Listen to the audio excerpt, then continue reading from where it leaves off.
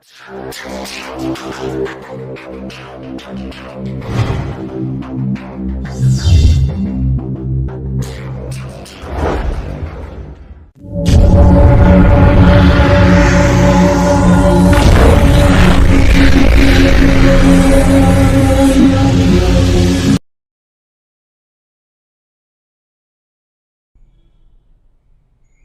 Hind warriors. So how are you? I hope you all are very fine. So as you know, Indian Warrior class have launched crash course for class 10th.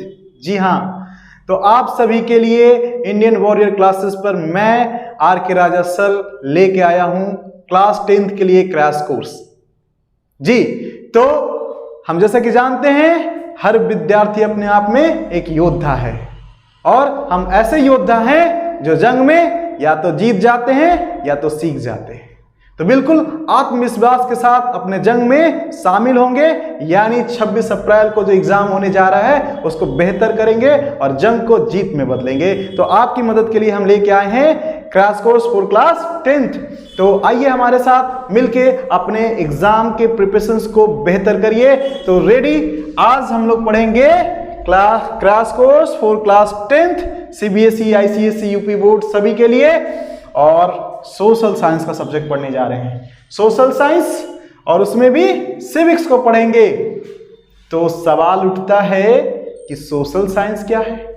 तो फिर से हमने इससे पहले भी आपको बता दिया है, फिर भी एक बार रिकॉल करा दें जो नए विद्यार्थी जुड़े हैं हमारे चैनल से कि सोशल साइंस क्या है। The science which study about the human society is called social science.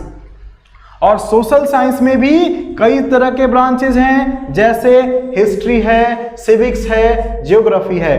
तो the past of human societies पढ़ता है उसको हिस्ट्री कहते हैं, एंड जो rule of human societies, system of human society पढ़ता है उसको सिविक्स कहते हैं, and the location of the human societies मतलब प्लैनेट्स यानी अर्थ को हम पढ़ते हैं, भूगोल यानी भूमि गोल है, भूमि के बारे में पढ़ते हैं। भूमि क्या है, हमारा पृथ्वी क्या है, अभी तक जो ज्ञात है उसमें पृथ्वी एकमात्र ऐसी ग्रह है जहां पर मानव जीवन है। तो मानव जीवन की स्थिति यानी जहां पर है उससे संबंधित लोकेशन को पढ़ते हैं। इसलिए हम ज्योग्राफी को ये कह सकते हैं कि the branch of social science which study the location of human society, environment of human society. तो ये ज्योग्राफी का पार्ट है। आगे पढ़ेंगे इकोनॉमिक्स, आगे पढ़ेंगे साइकोलॉजी, आगे पढ़ेंगे सोशियोलॉजी, लेकिन ये आगे पढ़ेंगे, ये सब सोसाइटी के, ह्यूमन सोसाइटी के अलग अलग एस्पेक्ट को पढ़ते हैं, इसलिए सभी सोशल साइंस के ब्रांच हैं। आप अभी जो पढ़ रहे हैं आप परिचित होंगे किससे, हिस्ट्री से, सिविक्स से, ज्योग्राफी से और इकोनॉमिक्स से, है ना। तो अभी हम लोग पढ़ने जा रहे हैं सिविक्स से, यानी rule and regulations of human society को जो पढ़ता है उसको सिविक्स कहते हैं। तो आप सिंपल भाषा में कह सकते हैं लॉ ऑफ ह्यूमन सोसाइटी। और याद करिए जब हम आपको साइंस पढ़ा रहे थे तो आपको हमने बताया था कि फिजिक्स किसे कहते थे, है ना, क्योंकि साइंस मतलब नेचुरल साइंस, जो नेचर के बारे में पढ़ता है उसको नेचुरल साइंस कहते हैं। और नेचर के जो लॉ को पढ़े, law of nature is called physics. The branch of science which study the law of nature is called physics. यानी फिजिक्स किसको कहते हैं, लॉ ऑफ नेचर को कहते हैं जो स्टडी करता है। उसी तरह से सिविक्स किसको कहते हैं, फिजिक्स और सिविक्स, है ना, मिलता जुलता। तो बिल्कुल, क्योंकि ये लॉ ऑफ ह्यूमन सोसाइटी पढ़ता है और physics law of natural science पढ़ता है, या नेचर के बारे में लॉ पढ़ता है, और यहाँ law of society, human society के पढ़ता है। तो आइए, तो इससे ये क्लियर हो गया कि हम सिविक्स में क्या पढ़ेंगे, तो ह्यूमन सोसाइटी को, उसके रूल्स रेगुलेशंस को पढ़ेंगे, है ना। तो बिल्कुल रूल्स रेगुलेशंस को पढ़ते हैं।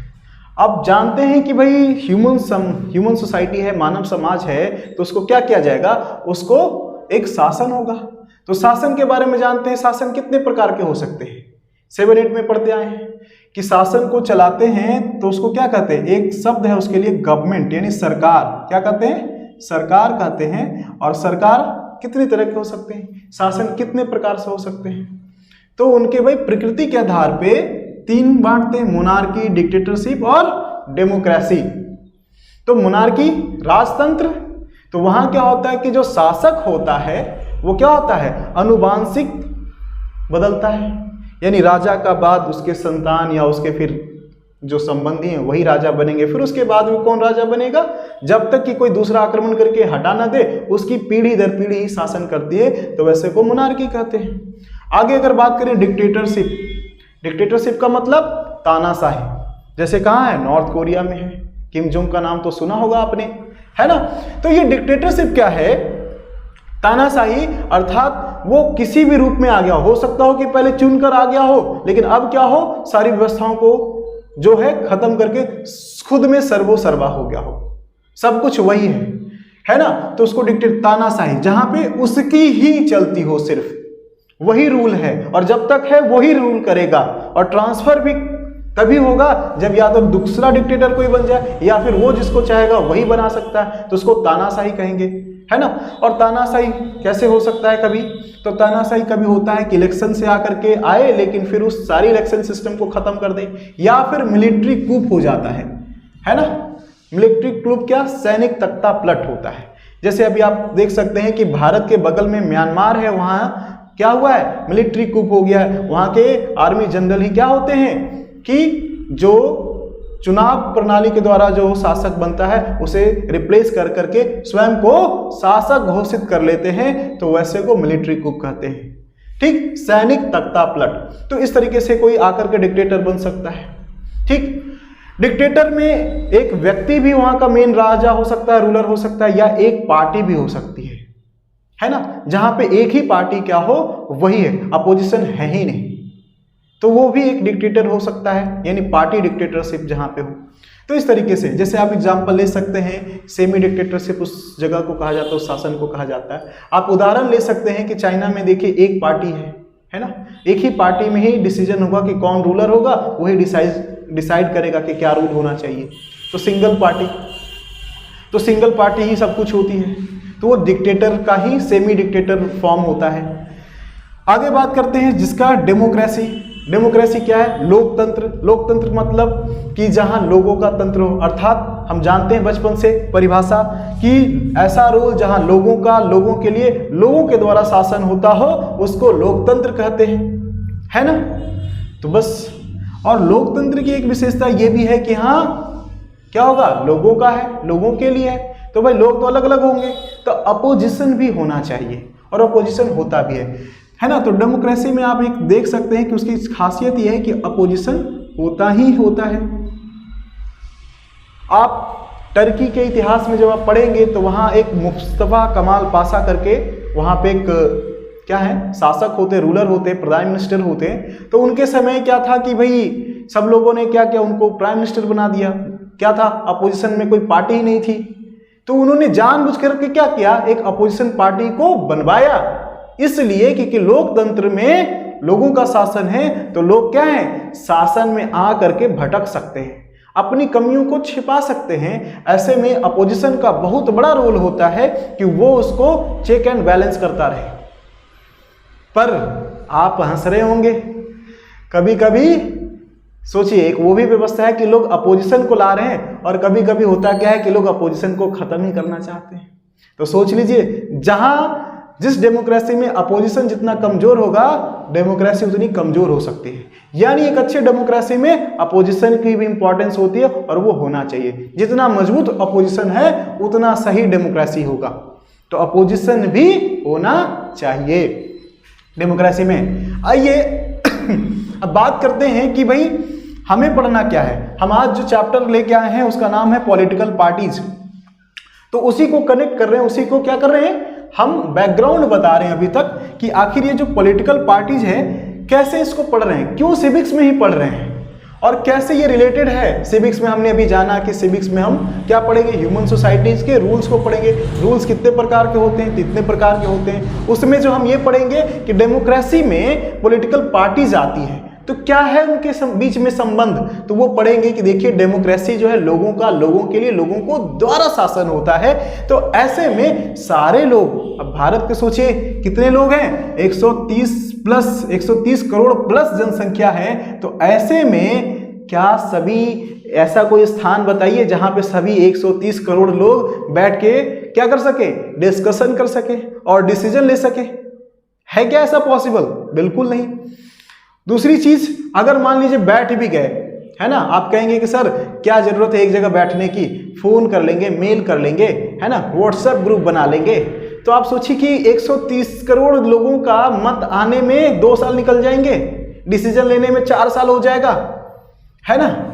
तो पता चला हो गया रूल। इसीलिए एक रिप्रेजेंटेटिव सिस्टम बनाया गया कि सभी लोगों को डायरेक्टली क्या है वहां पर नहीं पार्टिसिपेट करा सकते, इसलिए हम रिप्रेजेंटेटिव सिस्टम को लाए हैं या लाया गया है ताकि सबको पार्टिसिपेट करेंगे, लेकिन सब डायरेक्टली नहीं। Most of them will participate indirectly. Representative form इसलिए लाया गया है, यानी हमारे लिए क्या है, रिप्रेजेंटेटिव सिस्टम। अब इसको ऐसे समझिए, मान लीजिए आपको इनवाइट किया जाता है किसी को, मान लीजिए घर में होता है ना, शादी विवाह में इनवाइट किया गया कि आप हमारे यहाँ आइएगा। जब हम वहाँ सभी व्यक्ति नहीं जा पाते, मान लीजिए अपने परिवार से पापा मम्मी भाई बहन के साथ आप जब नहीं जा पाते, तो क्या होता है वहाँ पे अपने घर से परिवार से कोई एक व्यक्ति चला जाता है ना, तो क्या कहलाता है, रिप्रेजेंटेटिव ऑफ द फैमिली होता है। दूसरा उदाहरण ऐसे समझिए, मान लीजिए आपके प्रिंसिपल ऑफिस में प्रिंसिपल जी बैठे हुए हैं यहाँ पे, और प्रिंसिपल जी एक मौखिक रूप में कोई सूचना देना चाहते हैं क्लास के बच्चों को। तो क्लास, मान लीजिए क्लास 10 के बच्चे, क्लास 9 के बच्चे, क्लास 8 के बच्चे, इन तीनों के बच्चों को वो सूचना देना चाहते हैं। अब क्लास 10 में मान लीजिए 100 बच्चे हैं, क्लास 9 में 100 बच्चे हैं, क्लास 8 में 100 बच्चे हैं। इस ऑफिस में इतनी जगह नहीं है कि 300 बच्चों को इकट्ठा किया जा सके। तो क्या होगा वहां पर, तो वहां के मॉनिटर को बुलाया जाता है। क्लास 10 के मॉनिटर जाएंगे, क्लास 9 के जाएंगे, क्लास 8 के मॉनिटर जाते हैं, और तीनों बच्चे क्या होते हैं, खड़े होते हैं, और इन तीनों बच्चों को वो मैसेज पास किया जाता है, और ये तीनों बच्चों आकर के क्या करते हैं, अपनी क्लास को इंफॉर्मेशन देते हैं। तो ये भाई क्लास 10 का बच्चे 100 थे, गया कोई क्लास 10 को रिप्रेजेंट करने, कौन, एक बच्चा गया। तो क्या कहते हैं इसको, रिप्रेजेंटेटिव सिस्टम के तहत क्या हुआ कि क्लास 10 को रिप्रेजेंट कौन कर रहा है, क्लास का मॉनिटर। वो जाएगा ऑफिस में, क्लास 10 की बातें को बताएगा, और क्लास 10 से रिलेटेड जो भी इंफॉर्मेशन मिला इसको वो आके फिर बच्चों को बताएगा। सेम यही होता है आपके रिप्रेजेंटेटिव सिस्टम में, यानी इलेक्शन में। जो हमारे एमपी या एमएलए होते हैं उस संख्या को रिप्रेजेंट कर रहे होते हैं। जैसे मान लीजिए 5 लाख 10 लाख की जनसंख्या में एक संसदीय क्षेत्र आता है, उस संसदीय क्षेत्र में से कोई एक व्यक्ति क्या करेगा, एमपी होगा, और वो मेंबर ऑफ पार्लियामेंट यानी जाके दिल्ली में बैठेगा संसद भवन में। तो वो उस पूरे क्षेत्र को रिप्रेजेंट कर रहा है कि उस क्षेत्र में क्या आवश्यकता है, किस चीज का निर्माण होना चाहिए, क्या समस्या है, वो कौन है, ये रिप्रेजेंटेटिव है जो क्या करेगा, वहां पे संसद भवन में जाके अपनी बात रखेगा। आई बात समझ में? बिल्कुल सही। तो समझ गए रिप्रेजेंटेटिव सिस्टम। अब रिप्रेजेंटेटिव सिस्टम में इलेक्शन क्या कैसे आ गया, तो अब खुद सोचिए कि क्लास का मॉनिटर तो हर कोई बनना चाहता है कि नहीं भाई, उसका भौकाल ही अलग होता है। तो मॉनिटर का भौकाल सबको अच्छा लगता है, तो मॉनिटर हर कोई बनना चाहेगा। तो क्या कैसे डिसाइड होगा कि किसको मॉनिटर बनाया जाए, है कि नहीं? तब वहां इलेक्शन होता है। क्या होता है? इलेक्शन होता है। आपके टीचर कहते हैं कि बोर्ड पे लिख देते हैं, जो बच्चे क्या होते हैं, जो टीचर मॉनिटर बनना चाहते हैं वो अपना नाम देते हैं, यानी उसी प्रोसेस को क्या करते हैं, नॉमिनेशन करना, यानी नाम देना। कि भाई मान लीजिए एक राम है जो बनना चाहता है, गीता है वो बनना चाहती है, और एक क्या है, मोहन है। ये 3 बच्चे जो है क्लास के मॉनिटर बनने के इच्छुक हैं। तो इनको क्या कहेंगे, कैंडिडेट्स कहेंगे। मॉनिटर्स के लिए कैंडिडेट्स जो खड़े हुए, यानी ये आए मॉनिटर बनना चाहते हैं। तो ऐसे ही नामांकन किया, इन्होंने अपना नाम बताया, और फिर क्या करेंगे, कैंडिडेट्स बन जाएंगे। अब क्लास के मान लीजिए कि 100 बच्चे हैं, ये 100 बच्चे क्या करते हैं, क्लास में जाकर के अपना वोट देते हैं। कैसे, जो मान लीजिए कि इसमें से 10 बच्चे ने क्या किया कि राम को टिक किया, इसमें से 60 बच्चे ने क्या किया, गीता को टिक किया, और 30 बच्चे ने किसको किया, मोहन को टिक किया। तो बताइए कौन हुआ विनर? तो जिसको सबसे ज्यादा वोट मिला वो क्या हुआ, विनर कहलाया। तो यानी कौन बनेगी, ये गीता बन जाएगी क्लास की मॉनिटर। तो सेम ऐसे ही होता है कहाँ कि जब एक क्षेत्र होता है, चाहे वो विधानसभा का क्षेत्र हो, चाहे वो किसका एक संसदीय क्षेत्र हो, उस क्षेत्र में जनसंख्या बहुत अधिक होती है, उसमें कई सारे लोग कैंडिडेट बनते हैं जिसको नामांकन कहते हैं। उस नामांकन के बाद उनको एक चिन्ह दिया जाता है, वो लोग अपना प्रचार करते हैं और फिर एक दिन आता है वोट का दिन, जैसे है ना बनारस में 7 मार्च को, तो एक दिन वोटिंग होती है और फिर उसकी काउंटिंग होती है और जो सबसे ज़्यादा मत पाता है यानी वोट पाता है उसे विनर घोषित किया जाता है और वही डिसाइड हो जाता है कि ये रिप्रेजेंटेटिव है किसका, उस क्षेत्र का।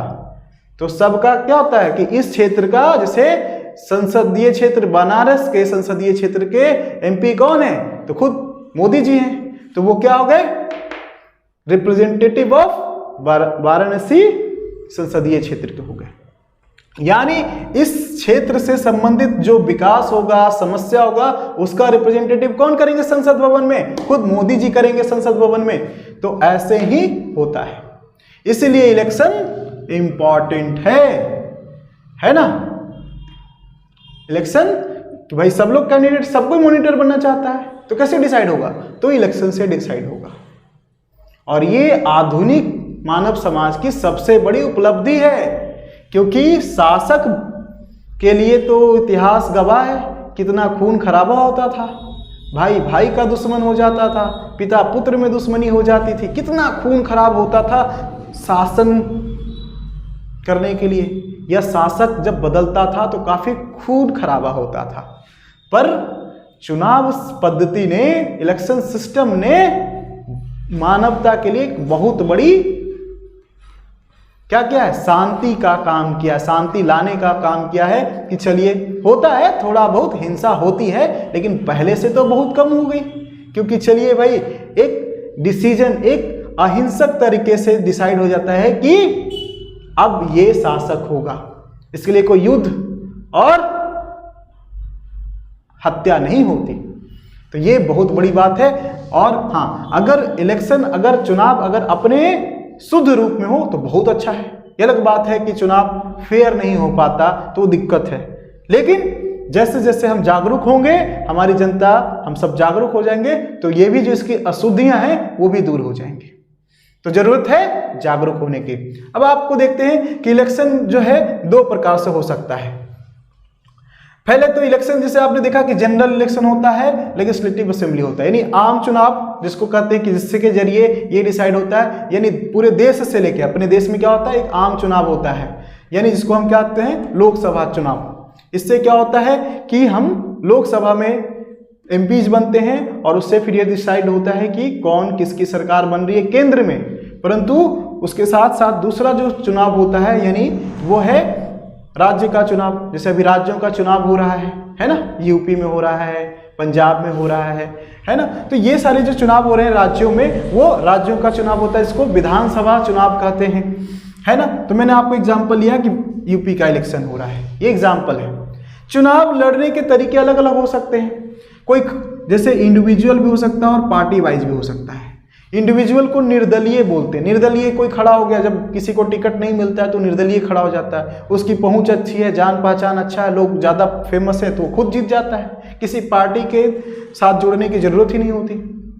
पर भाई पार्टी ज़्यादातर चुनाव कैसे होते हैं, पार्टी के थ्रू होते हैं, पार्टी से संबंधित होते हैं। तो यहाँ पे पढ़ेंगे कि हम पार्टीज, हमारा जो चैप्टर का नाम है वो क्या है पॉलिटिकल पार्टीज। तो अभी तक हम ये समझ रहे हैं कि पार्टी कैसे आई, कैसे इसकी जरूरत पड़ी, ये समझ रहे हैं। अभी तक तो हम बस समझ रहे हैं कि पार्टीज क्यों पढ़ने जा रहे हैं। तो पार्टीज देखिए, हम इन दोनों को एग्जाम्पल लेते हैं। जैसे अभी मॉनिटर का इलेक्शन जो हुआ वो इंडिविजुअल हुआ, क्यों?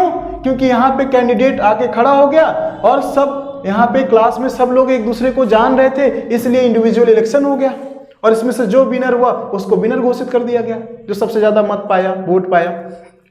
तो इंडिविजुअल तो कम लोगों में, कम क्षेत्र में, है ना, जहां कम जनसंख्या हो वहां तो सही है, लेकिन इसकी समस्याएं क्या है, क्यों पार्टी की आवश्यकता हुई, तो यहां समझेंगे। मान लीजिए कि अब यहाँ पे जहां 10 लाख है, जहां ये मान लीजिए कि पूरा वाराणसी क्षेत्र में कितनी सारी जनसंख्या है। अब इस जनसंख्या को क्या होगा कि ये कोई भी यहाँ पे अगर कैंडिडेट खड़े हैं तो सब लोग तो इनको नहीं जानते।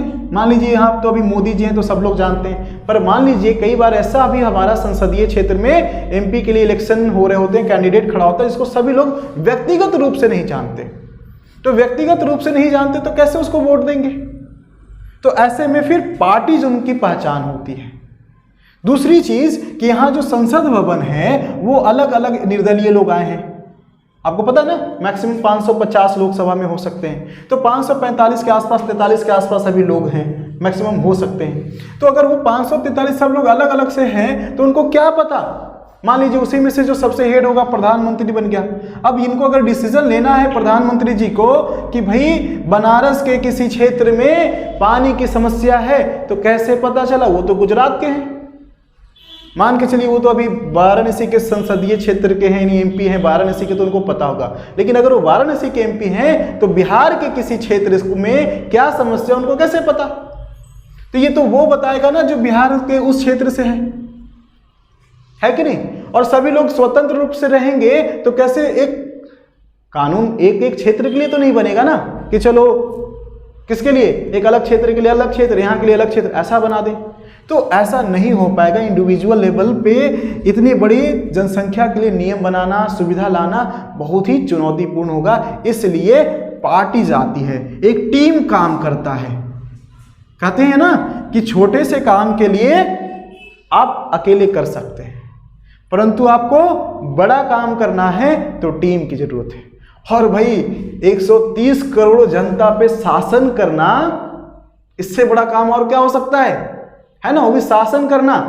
घर में परिवार में 1-2 बच्चे को शासन करने में तो हालत खराब हो जाती है गार्जियन की, और 130 करोड़ जनसंख्या पे शासन करना, इससे बड़ा कोई दूसरा काम तो नहीं मुझे दिखाई देता।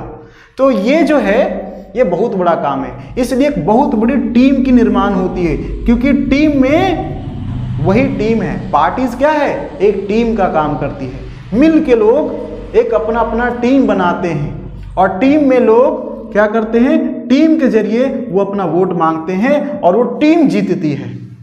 कोई पॉलिटिकल पार्टी क्या है? एक टीम है और वो टीम की जीत और हार होती है। और जिस टीम को बहुमत प्राप्त होता है, मेजॉरिटी प्राप्त होता है, उस टीम को एक आधिकारिक तौर पर स्वीकृति मिल जाती है कि आप शासन करिए, यानी आप सरकार का निर्माण करिए। सरकार का मतलब, और सरकार बन जाने पे क्या होती है? इसकी शक्ति बढ़ जाती है। यानी गवर्नमेंट किसे कहते हैं? The group of people which can या who can take the decision on the behalf of their citizen. मान लीजिए कि कोई सरकार बन जाती है केंद्र की, तो जैसे अभी बीजेपी की सरकार है केंद्र में, तो बीजेपी एक टीम है और बीजेपी को बहुमत मिला, तो यानी बहुमत से यानी जनता ने बीजेपी को यह दिया कि आप क्या करिए? कानून बनाइए, और देश पे अगर जरूरत हो तो उसके लिए फैसला लीजिए। और फैसला लेने का अधिकार किसने दिया?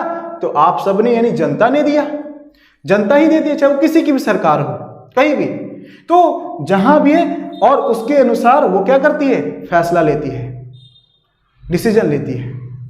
और फिर 5 साल के बाद देखते हैं सही गलत, वो परीक्षा फिर से पास करना पड़ता है, फिर से ये दिखाना पड़ता है कि क्या अभी भी वो भरोसा है कि नहीं, जनता आपको वो अधिकार देती है दोबारा कि नहीं। इसलिए हर 5 साल पे इलेक्शन होता है, ये दिखाने के लिए कि जनता आपको अपना रिप्रेजेंटेटिव मानती है कि नहीं मानती है। तो खैर ये सारी चीज अब हम समझ गए कि अच्छा यही था पार्टीज यानी टीम। तो हमारा जो चैप्टर है वो क्या है? पॉलिटिकल पार्टीज यानी राजनीतिक दल। तो राजनीति क्या है? राज करने से संबंधित, राज करने की नीति ही राजनीति है ना? राज मतलब शासन व्यवस्था चलाना, उससे संबंधित जितनी नीति और व्यवस्था है उसे राजनीति के अंतर्गत आता है। और राजनीति को करने के लिए जो टीम बनाई जाती है, जो पार्टी बनाई जाती है, उसी को क्या कहेंगे? पॉलिटिकल पार्टीज बनती है। तो समझ गए पॉलिटिकल पार्टी का क्या मतलब है? यानी कुछ समूह है ना, एक समूह होगा, टीम होगा जो क्या करेगी? शासन करने के लिए आती है। वो शासन करना उसका मुख्य उद्देश्य। जैसे क्रिकेट टीम क्रिकेट खेलेगी है ना, डांस टीम डांस करेगी, पॉलिटिकल टीम पॉलिटी करेगी, पॉलिसीज बनाएगी। तो इसलिए इसका नाम है पॉलिटिकल पार्टीज, यानी एक लोगों का एक बड़े ग्रुप होगी जिसका काम पॉलिसीज बनाना होगा, रूल करना होगा, मकसद होगा, तो वो पॉलिटिकल पार्टीज कहलाती है। समझ में आई बात? तो ये था पॉलिटिकल पार्टीज। कहीं ना कहीं बहुत कुछ समझ चुके हैं, इसलिए अब जल्दी जल्दी समझते हैं कंपोनेंट क्या होता है। तो एक किसी भी पार्टीज में देख लीजिए, आपको एक लीडर्स कोई ना कोई दिखेगा, एक नहीं कोई ना कोई लीडर होंगे, 10 हो सकते हैं, 5 हो सकते हैं, कोई एक भी हो सकते हैं किसी में, यानी लीडर्स आपको दिखेंगे। लीडर कौन? जो उसका नेतृत्व कर रहा हो। टीम में, हर टीम में कोई कैप्टन होगा ना, कोई वाइस कैप्टन होगा ना, तो वैसे ही है ना। इसलिए क्योंकि अगर कोई डिसीजन लेना हो तो कौन डिसीजन लेगा? जिम्मेदारी हो तो किसकी जिम्मेदारी होगी? जब मैच हार जाता है तो टीम के कैप्टन की जिम्मेदारी होती है ना कि उसका वो कारण बताए। तो वही कि इसको अधिकार के साथ साथ जिम्मेदारी भी दी जाती है। ये अलग बात है कि पॉलिटिकल पार्टीज में सिर्फ अधिकार की लोग बात करते हैं, अकाउंटेबिलिटी की बात नहीं करते, पर होती है। दूसरी, एक्टिव मेंबर्स। हर टीम के साथ मेंबर्स होगा, कैप्टन है तो मेंबर्स भी तो होंगे, 11 प्लेयर्स होते हैं ना, तो एक कैप्टन है तो बाकी 10 लोग क्या हैं? उनको खेलने के लिए, सपोर्ट करने के लिए, है ना, मिलके काम करने के लिए, तो उनको एक्टिव मेंबर्स कहते हैं। और आपने देखे फॉलोअर्स, भाई मेंबर्स जो हैं एक्टिवली वहां पे इंडिया टीम को जिताने का काम कर रहे हैं, खेल रहे हैं, तो वो एक्टिव मेंबर्स हुए। बट उनको जो सपोर्ट कर रहे हैं, उनके लिए जो फाइनेंस दे रहे हैं, उनके लिए जो साथ में खड़े हैं, उनके लिए चीयर्स कर रहे हैं, वो सब कौन है? फॉलोअर्स हैं। तो बिल्कुल किसी पार्टी में नेता होंगे, उनके कार्यकर्ता होंगे और उनके चाहने वाले अर्थात उनके फैन होंगे, है ना। ठीक, तो ये इसके कंपोनेंट्स हुए। अब आइए कि पार्टी, एक पॉलिटिकल पार्टी क्या क्या करती है राजनीति में, क्या क्या कर सकती है और क्या करती है। तो सबसे पहले देखिए कंटेस्ट इलेक्शन, आप अपने बुक में पढ़ेंगे तो क्या लिखा है? सबसे पहले चुनाव लड़ती है। तो बिल्कुल ये टीम क्या है? आपस में ये कहती है जनता के बीच में जाके कि हमें दीजिए मौका, हमें जिताइए, हमें मौका दीजिए, हम बेहतर शासन करेंगे। सब यही कहते हैं। अब आपको देखना होता है कि भाई कहने और करने में कितना अंतर है, तो आपको ये देखना है। पॉलिसीज एंड प्रोग्राम्स, सब टीम की और सब पार्टीज की अपनी अपनी क्या होते हैं? तरीका होता है। कहते हैं कि हर आदमी का जैसे पढ़ाने का तरीका हो सकता है, वैसे सिलेबस एक ही है पॉलिटिकल पार्टीज, लेकिन हम पढ़ा रहे हैं तो अपने तरीके से, कोई और पढ़ाएंगे तो अपने तरीके से, तो हर के अपना अपना काम एक ही है पर तरीका अलग हो सकता है। तो वैसे रूल करना एक काम है पर रूल करने का तरीका सबका अलग अलग होगा। तो ये पॉलिसीज एंड प्रोग्राम्स उस टीम को बनाते हैं, उसको क्या करता है कि टीम यानी पॉलिटिकल पार्टी पॉलिसी और प्रोग्राम्स लॉन्च करते हैं अपने अपने इंटरेस्ट के अनुसार। मेकिंग लॉज, हम जानते हैं कि जो है विनर पार्टीज, पार्टी तो होगी, एक पार्टी होगी जिसको मेजॉरिटी होगी, यानी जो जीतेगा उसको सरकार बनाएगी, और जो सरकार बनाएगी उसी को लॉ बनाने का क्या है? रूल है ना। वो सरकार क्या करती है? एक कानून लेके आती है, पहले बिल लेके आती है, बिल पास हो जाता है तो एक्ट बन जाता है और वो लॉ हो जाता है। तो इवन की जो अपोजिंग पार्टी जो होती है, अपोजिशन में होती है, उसका भी तो रोल होता है लॉ बनाने में। वो भी देखिए कई बार क्या होता है कि जो मेजॉरिटी में, सत्ता में जो पार्टी होती है वो कुछ कानून लेके आती है तो उसमें मॉडिफिकेशन करवाती है। तो कहीं ना कहीं पार्टीज जो है कानून के निर्माण में अपना पार्टिसिपेशन कर रही है, रोल प्ले कर रही है। फॉर्म एंड रन गवर्नमेंट, अभी हमने पढ़ा कि जब जो टीम जीतेगी, जो पार्टी जीत जाएगी, उसको क्या होता है? ये आधिकारिक तौर पे पुष्टि की जाती है कि आप ही हमारे क्या हैं? अगले 5 साल के लिए सरकार है, यानी आप हमारे लिए, हमारे हित के लिए, कल्याण के लिए आप जो चाहें, जिस तरीके से अच्छा समझें, आप कानून बना सकते हैं। तो फॉर्म एंड रन गवर्नमेंट, ये अलग बात है। हम देते हैं चाबी उनको कि ये लीजिए हमारा तिजोरी का चाबी है, हमारे लिए जो अच्छा लगेगा खाना बना दीजिएगा, हमारे लिए जो है ना हित होगा डिसीजन ले लीजिएगा, हमारा ये देखिए गाड़ी है, हमारे लिए जो होगा क्या करिएगा, जो अच्छा लगेगा वो गाड़ी इस्तेमाल करिएगा। चाबी हम उनको इसलिए देते हैं कि हमारे लिए अच्छा हो, यानी हम कौन है? जनता कौन है? जनता ही तो मेन है ना। पर वो चाबी लेने के बाद, चाबी इसलिए मांगते हैं कि हम आपको सैर कराएंगे, हम आपको खाना खिलाएंगे, हमको चाबी दीजिए, हम आपकी अच्छी खातिरदारी करेंगे। चाबी मिलने के बाद आप कहाँ? वो अपना पेट भरेगा तब ना आपके लिए खिलाएंगे, वो पहले अपने घूमने से फुर्सत मिलेगी तब ना आपको घुमाएंगे। यानी चाबी जो है ले लेते हैं, उसके बाद भूल जाने की बीमारी हर राजनीतिक पार्टियों को होती है। तो इससे आप परिचित हैं, समझाने की आवश्यकता नहीं है। इसलिए ध्यान रखिएगा कि आपको ये याद दिलाना पड़ता है बार बार कि भाई चाबी किस लिए लिए थे आप? इसलिए गाड़ी की चाबी लिए थे कि हम आपको घुमाएंगे, आप जहां कहेंगे हम आपको ले जाएंगे, पर हमें तो कभी ले ही नहीं जा रहे हो, आप अपना काम कर रहे हो। तो इसलिए हमें अवेयर होना होता है, एज ए सिटीजन हमें ये देखना होता है। और वो भूल जा रही है, वो इसलिए भूल जा रही है क्योंकि आप उनको याद नहीं दिला रहे हैं। यानी अगर कमी है तो जनता में भी कमी है। इसलिए सबसे पहले लोकतंत्र किससे बना है?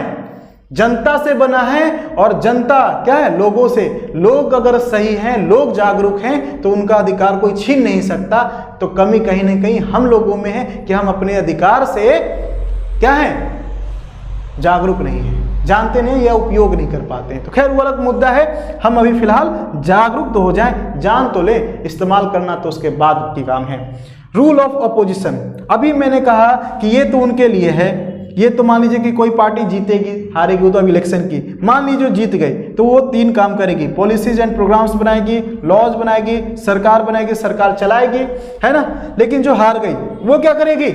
Rule of opposition, role of opposition में करेगी। यानी क्या करेगी? Role of opposition, role play करेगी किसका? विपक्ष का। और विपक्ष का भी मैंने कहा कि लोकतंत्र में विपक्ष का क्या है? बहुत बड़ा रोल है। उदाहरण में समझिए, मार्कर है। मान लीजिए कोई कंपनी मार्कर बनाती है और आपको आके बेचती है कि देखिए ये मार्कर बहुत अच्छा है, बहुत अच्छा, इसे लिखेंगे अब बहुत अच्छा चलेगा। तो जो कंपनी बेचने के लिए आई है वो इसके पॉजिटिव एस्पेक्ट को बताएगी, हो सकता है बढ़ चढ़ कर बताए और आप उसको खरीदेंगे, पर उसकी निगेटिविटी को नहीं बताएगी कि इसके साइड इफेक्ट, इसमें जो केमिकल है उससे खतरनाक भी है, वो खराब हार्मफुल इफेक्ट्स भी कर सकता है, वो नहीं बताएगी। क्योंकि वो बताएगी तो आप समझेंगे कि अरे इसमें तो बड़ा नुकसान है, आप उसको नहीं लेंगे। तो वो तो अपना क्या करना चाहती थी? बेचना चाहती है, तो उसका नुकसान अपना खुद का क्यों पहुंचाए? तो ये कौन बताएगा? दूसरा कोई होगा, वो बेहतर तरीके से बताएगा कि जो मार्कर आप जो सुन रहे हैं ना कि इसमें अच्छाई है, इसके साथ कुछ कमियां भी हैं। तो किस लिए अपोजिशन का होना जरूरी है कि कोई भी अगर सरकार रूल लेके आ रही है, लॉ लेके आ रही है, तो सरकार अमूमन चाहे किसी की भी सरकार हो, वो यही कहती है कि ये अच्छी है, पर उसके कुछ जो निगेटिव एस्पेक्ट है उसको नहीं बताती। तो निगेटिव एस्पेक्ट किससे पता चलेगा? अपोजिशन से।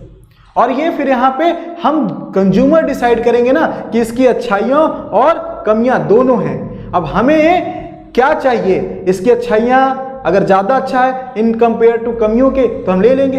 अगर लगा कि नहीं अच्छाइयों से ज़्यादा नुकसान, ज़्यादा इसमें हार्मफुल है, रिजल्टेंट ये निगेटिव है, तो हम नहीं लेंगे।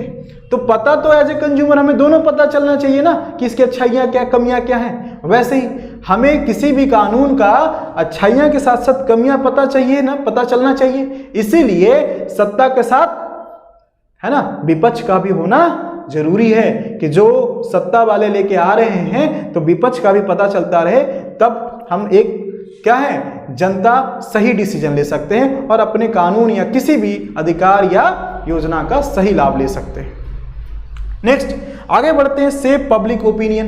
देखिए अभी हमने बात किया कि हमें अच्छाइयाँ बुराइयाँ, ज़्यादातर जो सरकारी योजनाएं होता है उसका कैसे पता चल पाता है? जब वो मुद्दा उठाया जाता है। नहीं तो लोग खुद ही इतने व्यस्त हैं या इतनी कॉम्प्लेक्स चीज़ें होती हैं कि लोगों को, आम लोगों को पता नहीं चलता कि इसमें क्या अच्छाई जुड़ी है, क्या कमियां हैं, है ना। तो ये कौन ओपिनियन को सेव करता है? पार्टीज ही हैं। अब मान लीजिए कि कोई पक्ष वाला पार्टी है वो कह रहा है कि सही है, निगेटिव जो अपोजिशन है वो कहे कि गलत है, तो सही गलत के लिए लोग अपना क्या करते हैं? कैंपेन करते हैं। और जो समाज में जितना ज़्यादा फैला और जो वास्तविक हुआ, क्योंकि ज़्यादा से ज़्यादा जो लोग में फैलेगा तो लोग ज़्यादा से ज़्यादा उसको भी जागरूक होंगे और फिर डिसीजन लेंगे और उसका फिर क्या होगा? एक पब्लिक ओपिनियन बन जाएगा, जनता का एक आम राय बन जाएगी। और उस आम राय का काफ़ी प्रभाव पड़ता है इलेक्शन पे, उनके सत्ता पे।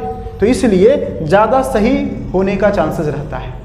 फिर government machineries and welfare scheme, तो सिंपल सी बात है कि जो सरकार बना जाएगी, सरकार बनेगी तो भाई क्या है, जो प्रधानमंत्री का या मंत्री का जो पोस्ट है वो पोस्ट है, वो कोई व्यक्ति नहीं है। व्यक्ति तो उस अधिकार पे, उस कुर्सी पे, उस पावर पे कुछ दिन के लिए आता है, तो उस व्यक्ति को फैसिलिटी नहीं होती कि वो हेलीकॉप्टर चलेंगे, उस पद का शक्ति होती है। तो उस पद पे जो आएगा तो उस पद से संबंधित जो भी सुविधाएं उनको मिलेंगी और उस जो ताकत है या पद है या जो पावर है उसका इस्तेमाल वेलफेयर स्कीम, क्योंकि सरकार चाहे किसी की भी हो, सरकार का मुख्य उद्देश्य क्या है? जनता का कल्याण करना। तो जनता का कल्याण करने के लिए जिस भी सुविधाओं का इस्तेमाल करना होगा वो लोग करेंगे। हेलीकॉप्टर से अगर कहीं पहुंचना होगा तो पहुंचेंगे, है ना। ये अलग बात है कि वो तो मैंने पहले ही बता दिया कि हेलीकॉप्टर इसलिए दिया जाता है उस पद में कि आप कहीं भी जाके दौरा करिए, उनकी समस्याओं को देखिए और उसके अनुसार क्या करिए, कानून लेके आइए या योजना लेके आइए।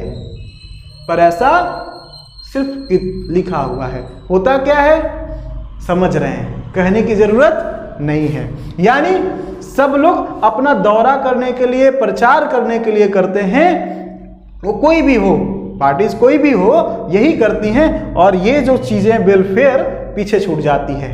वेलफेयर करते हैं बिल्कुल करते हैं। ये अलग बात है कि जनता का ना करके स्वयं का करते हैं, अपनी पार्टी का करते हैं, हर कोई यही करता है, तो कर तो रहे हैं, अलग बात है। तो बस वेलफेयर करते हैं, बस ये देखना क्या है कि किसका वेलफेयर करते हैं, ये थोड़ा उधर उधर हो सकता है। तो बस ये था। अब आगे बढ़ते हैं कि क्या जरूरत है। देखिए पार्टी की जरूरत क्यों पड़ी, तो हमने पहले एक लाइन में कहा कि भाई बहुत बड़ा काम है, इसलिए टीम वर्क ही हो सकता है। और टीम वर्क इसी इसकी जरूरत है क्योंकि एक बहुत बड़ा व्यापक काम है। तो व्यापक काम के लिए एक बड़े लेवल पे बड़ा संख्या चाहिए, लोगों की टीम, बड़ी टीम चाहिए, इसलिए पार्टी चाहिए। इसको ऐसे एक एग्जांपल से समझिए कि भाई अगर मान लीजिए अभी बीजेपी की पार्टी को केंद्र में क्या मिली है, सत्ता मिली है। तो सत्ता मिली है तो इसमें अलग अलग तरह के लोग हैं जो यहाँ पे क्या कर रहे हैं, कैबिनेट मिनिस्टर के पोस्ट पे बैठे हैं या प्राइम मिनिस्टर बने हुए हैं। तो हो सकता है कि ये जो व्यक्ति हैं गुजरात के, यानी कि ये मोदी जी कहाँ के हैं, गुजरात के हैं, पर इनको रूल कहाँ का करना है, पूरे देश को लेके चलना है। तो देश को कौन बताएगा कि तमिलनाडु के क्षेत्र में, कश्मीर के क्षेत्र में, या फिर कन्याकुमारी के क्षेत्र में, या फिर एक प्रकार से मणिपुर और अरुणाचल प्रदेश में क्या समस्या है। तो ये तो टीम वर्क ही होगा ना कि उससे जो वहां से बीजेपी की जो पार्टी होगी वो यहाँ पे आके क्या करेगी, बताएगी इनको कि देखिए ये समस्या है, वहां पे ऐसे होना चाहिए। तो इनका नेटवर्क जो पार्टी है, पार्टी के लोग कहाँ होंगे, पूरे देश में फैले हुए हैं, पूरे इंडिया के कोने कोने में कहीं ना कहीं हर पार्टी के लोग फैले हुए हैं और वही लोग जीत के आए हैं। तो इससे क्या होगा कि एक पार्टीज की अपनी क्या होगी, एक सिस्टमेटिकली पता होगा, यूनिफॉर्म होगा कि हाँ कहाँ पे क्या होना चाहिए। दूसरी चीज ये जो सबसे इंपॉर्टेंट है पार्टी होने से कि पार्टी का एक अपना भी तो एजेंडा क्लियर होता है, क्योंकि हर व्यक्ति का अपना अपना करने का तरीका हो सकता है, अपना अपना जो है गोल होता है कि हम जाके ये करेंगे, हम जाके ये करेंगे। तो अगर मान लीजिए 543 जो लोग हैं, अगर वो सब अलग खड़े हो जाएं और अपना अपना कहें कि हम ये करेंगे, हम ये करेंगे, तो जनता के सामने ये सबसे बड़ी मुश्किल हो जाएगी कि आखिर हम क्या चाहते हैं। तो ऐसे में क्या होता है कि पार्टी जो होती है अपनी एक कॉमन एजेंडा बताती है।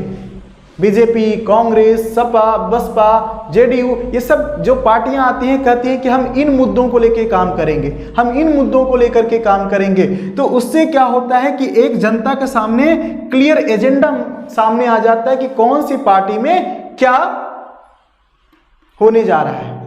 उसके आधार पर उनके पास ये बेहतर स्पष्ट हो जाता है कि किस पार्टी उनके लिए फायदेमंद होगी। तो जो जनता होती है वो अपने फायदे और अपने लाभ के अनुसार उनको वोट देती है कि नहीं। तो ये जो चीजें हैं पार्टी होने से कंज्यूमर कहिए या एक प्रकार से कहिए जनता, कि जनता को ये पता होता है कि कौन सी पार्टी उसके लिए क्या करने जा रही है, ताकि ऑप्शन उसके पास क्लियर हो। तो एक एजेंडा का क्लियर होना भी पार्टी की जरूरत है। आइए जो अपनी एजेंडा या आइडियोलॉजी को फॉलो करती है उससे ये पता चल जाता है कि किस पार्टी अगर उसकी सरकार आएगी तो वो किस तरह का काम करेगी। क्लियर। नेक्स्ट, अब आगे हम बात करते हैं कि how many parties should be have. ये आपके देखिए एक टॉपिक है, आपको अपने एनसीईआरटी में पढ़ना है कि कितनी पार्टियां होनी चाहिए कितनी होनी चाहिए, इसका कोई एग्जैक्ट जवाब नहीं है, बस हमें डिस्कस करना है कि क्या सही और क्या होना चाहिए, ताकि हम एक एग्जैक्ट तो नहीं बट फाइनली हम कह सकते हैं कि अप्रोप्रिएट जो है आंसर मिल जाए। तो आपसे सवाल किया जाता है, आप देखिए कि आपके बुक में लिखा हुआ है कि 750 प्लस पार्टीज जो हैं रजिस्टर्ड हैं हमारे इंडिया में। सोचिए इतनी ज्यादा पार्टीज है ना, नेशनल लेवल की है ना। उसमें भी आप टाइप्स ऑफ पार्टीज पढ़ेंगे कि नेशनल लेवल की पार्टीज होती हैं, स्टेट लेवल की पार्टीज होती हैं, लोकल पार्टीज होती हैं। और हम जैसा कि जानते हैं कि हर पार्टीज का अपना एक एजेंडा होता है, अपना एक टॉपिक होता है, कोई कास्ट को लेके, कोई रिलीजन को लेकर के, कोई एक सेक्शन को लेकर के अपना पार्टी बना लेते हैं और वो क्या करते हैं, जनता के बीच जाके ये कहते हैं कि आप मुझे अधिकार दीजिए, मुझे जिताइए, हम इस समस्या का समाधान करेंगे या हम ये योजना लेके आएंगे। इससे क्या होता है कि बहुत सारी पार्टियां हमारे देश में हैं। इसके फायदे और नुकसान हम आप पे छोड़ते हैं और आप पढ़ के आएंगे तो ज़्यादा बेहतर होगा, वीडियोस एक बार में ज़्यादा लंबा ना हो जाए। इसलिए आज का वीडियो हम यहीं पे कंक्लूड करते हैं और अगले पार्ट में फिर हम पढ़ के आएंगे कि कितनी पार्टीज होनी चाहिए और टाइप्स ऑफ पार्टीज, यानी नेशनल लेवल की पार्टी कब होती है, स्टेट लेवल की पार्टी कब होती है, लोकल पार्टीज कब होती है। साथ में ये भी पढ़ेंगे कि अभी हमारी जो प्रमुख पार्टियां हैं जैसे बीजेपी, कांग्रेस, बसपा, सपा, इन पार्टियों के बारे में पढ़ेंगे और इंडिया का मैप भी आपको दिया हुआ है आपके एनसीईआरटी के बुक में, तो उसको आप पढ़ेंगे कि कहाँ कहाँ कौन सी पार्टियां जो है प्रमुख रूप में रहती है और वो अक्सर न्यूज़ में आती जाती रहती है, तो उनका हम थोड़ा सा पढ़ लेंगे। और ये भी पढ़ेंगे कि कंस्टिट्यूएंसीज कितनी हैं, है ना, और कैसे काम होता है। तो ये सब हम लोग अगले पार्ट में पढ़ेंगे। फिलहाल बस आज कंक्लूड करते हैं कि आज हम लोगों ने सीखा सिविक्स को, कि सिविक्स क्या है। तो सिविक्स एक ब्रांच ऑफ सोशल साइंस है which study the rules and regulation of human society. ये पढ़ा। फिर पढ़ा कि भाई रूल्स कितने प्रकार के होते हैं, तो हमने पढ़ा कि 3 प्रकार के होते हैं। रूल करने वाले को गवर्नमेंट कहा जाता है और 3 प्रकार के हो सकते हैं, मोनार्की, डिक्टेटरशिप और डेमोक्रेसी। डेमोक्रेसी भाई लोगों के लिए लोगों का शासन होता है, पर सारे लोग एक साथ नहीं रूल कर पाते हैं, तो हम रिप्रेजेंटेटिव सिस्टम को अपनाते हैं और रिप्रेजेंटेटिव सिस्टम को ही मेंटेन करने के लिए इलेक्शन की आवश्यकता होती है और इलेक्शन हो रहा होता है। इलेक्शन अलग अलग टाइप के होते हैं। अगर हम उसको वर्टिकली बांटें तो central level, state level and local, जो प्रधानी का चुनाव होता है, या फिर उसको हम क्या करें कि टाइप्स में बांटे। नेचर ऑफ द इलेक्शन की बात करें तो इंडिविजुअल और पार्टीज बेस्ड इलेक्शन होता है। इंडिविजुअल देखें कि कम संख्या में, जैसे कि इलेक्शन कहाँ होता है, हमारे घरों में या छोटे छोटे ऑर्गेनाइजेशंस में या फिर क्लासरूम में जो होता है वो इंडिविजुअल इलेक्शन होता है, बट बड़े लेवल पे पार्टीज इलेक्शन होता है। तो पार्टीज यहाँ पे इंपॉर्टेंट था और हमें चैप्टर में पढ़ना था पॉलिटिकल पार्टीज। तो हमने फिर समझा कि अच्छा पार्टी क्यों जरूरी है और फिर पार्टी का क्या मीनिंग होता है, क्या कंपोनेंट होता है और क्या फंक्शन होता है, और फिर पार्टी की क्या आवश्यकता आन पड़ी, पार्टी कैसे हमारे पॉलिटिक्स को डिसाइड करती है। तो इतना हम लोगों ने आज पढ़ा और अगले पार्ट में पढ़ेंगे कि कौन कौन सी पार्टियां प्रमुख रूप से राष्ट्रीय स्तर पे काम कर रही है और क्षेत्रीय स्तर पे है। तो वो मैप आप जरूर देखेंगे और जो इलेक्शन होता है, कैसे इलेक्शन होता है, उसको हम डिटेल में पढ़ेंगे, क्योंकि अभी चल रहा है ना इलेक्शन का माहौल है। तो हम विद्यार्थियों के लिए जरूरी है कि हम समझ जाएं कि इलेक्शन कैसे होता है, कैसे इलेक्टोरल कंस्टिट्यूएंसीज बनाई जाती है, लेजिस्लेटिव असेंबली क्या होते हैं, कैसे वोट देने का मताधिकार होता है, इलेक्शन कमीशन कैसे बनाया जाता है, कैसे अलग अलग लोगों को नॉमिनेशन कराया जाता है, उनको एक क्या होता है चिन्ह सौंपा जाता है। तो ये सारी चीज़ें, काउंटिंग, वोटिंग, सब कुछ पढ़ेंगे अगले वीडियोज में। तो तब तक के लिए अपना ख्याल रखिए और पढ़ते रहिए।